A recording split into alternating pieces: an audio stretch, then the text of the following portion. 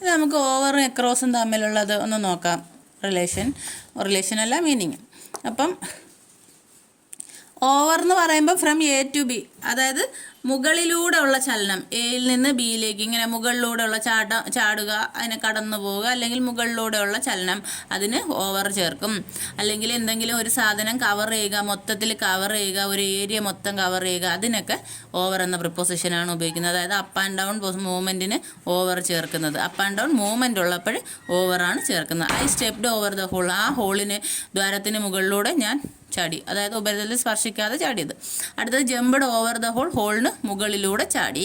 The helicopter is flying over the city, സിറ്റിയുടെ മുകളിലൂടെ helicopter ഇറക്കുന്നു. ഒരു സ്ഥലത്ത് നിന്ന് മറ്റൊരു സ്ഥലത്തേക്കുള്ള മൂവ്മെൻറ്റ്, അതായത് മുകളിലൂടെയുള്ള മൂവ്മെൻറ്റ്, ഉപരിതലത്തിലല്ല മുകളിലൂടെ, അതിനാണ് ഉപരിതലത്തിൽ സ്പർശിക്കാതെ മുകളിലൂടെയുള്ള മൂവ്മെൻറ്റിന് ഓവർ ചേർക്കും. അതേസമയം മൊത്തത്തിൽ കവർ ചെയ്യുകയോ അല്ലെങ്കിൽ ഒരു ഏരിയ മൊത്തം കവർ ചെയ്യുന്ന അതിനും